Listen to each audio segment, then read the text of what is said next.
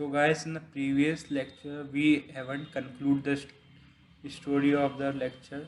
So if there is any right operation, okay, then there will be conflict. Okay. If there are many read, there is no problem. But there is one right, it will creates conflict. To remember this point, if there is right on both sides, there will be conflict. Okay. Intuitively, a conflict between I and force a logical order between them. If I and ij are consecutive in a schedule and they do not conflict, their result would remain the same, even if had been interchanged schedule. Okay, guys, it's saying same like if the two variables are of opposite a and b, they will not be conflict. Okay, so now this is how confliction occur. Now we will talk about important point, conflict serializability. Now, if a schedule S can be transformed into S dash by a series of swaps of non-conflicting instruction, we say that S and S are conflict equivalent.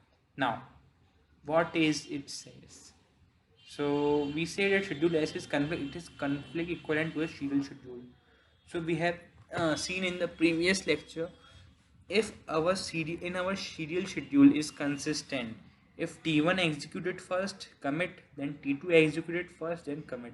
For T1 followed by T2, then it is serial schedule. But if it is run concurrently, some part T1, some part T2, some part T1 in parallelly, then there will be confliction, there will be inconsistent or consistent both. So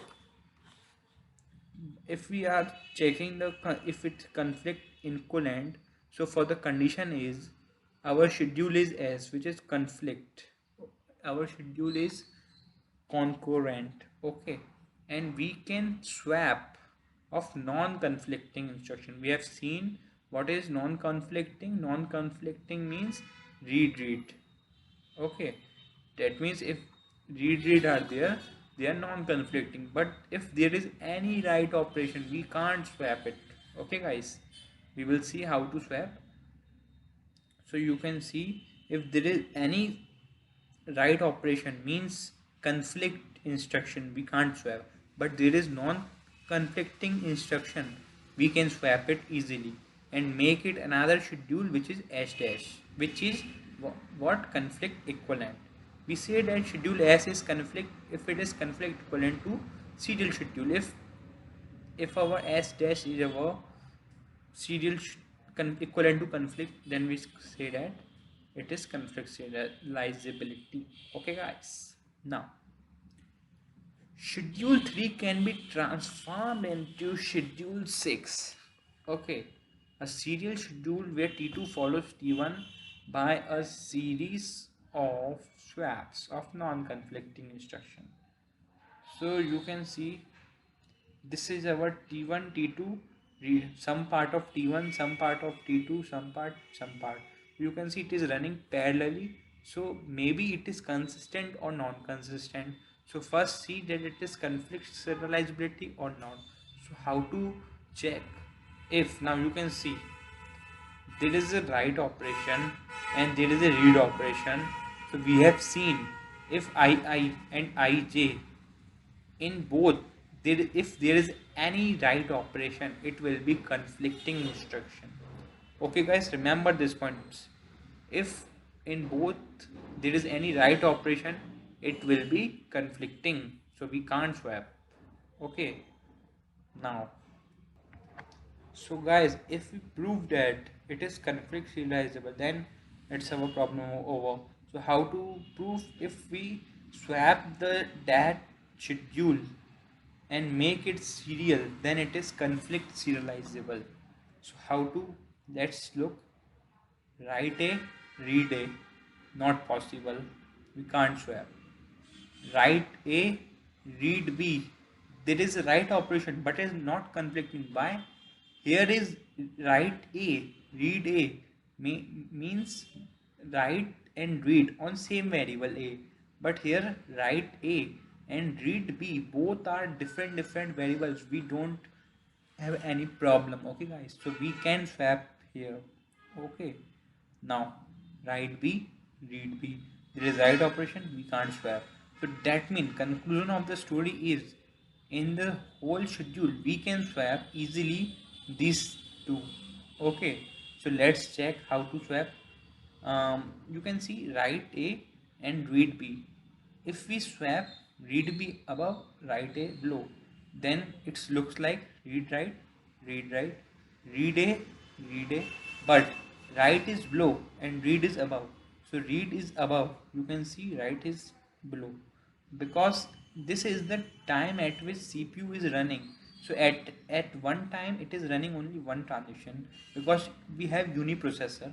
You can see one process, one instruction, and one instruction. That time it is, there is no thing.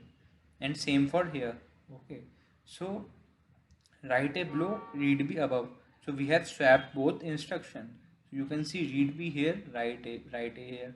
Now again see, there is write a, read a, both in same variable. Okay guys, or one is right, so we can't swap. This is conflicting instruction. You can see it is on a, it is on b, and it is also both are read, so it is purely non-conflicting instruction, we can swap again. Okay, again see a and b. Okay, both are on different, we can swap. Okay guys, and here we not see. So conclusion of the story, we can swap read b above, read a below. Same for write b above, write a. Why? Because they are operating on different variables a, b. If there is same variable, we can't swap, that's a conflicting instruction. But if it is opposite, then we can. And you can see when we above, below, above, and below, you can see it looks like first T1 then followed by T2. So you can see we have converted schedule 3 to 6, and it is what we call it, serial schedule. So that means this S, it's converted into S dash, and S and S dash are conflict serializable. Okay guys, so guys, that's an example of conflict serializable. How we converted schedule 3 to schedule 6, S and S dash to conflict serializable. Now we will see the example which is not conflict serializable. So you can see read q, a variable is q, write q, variable q, same variable, write q.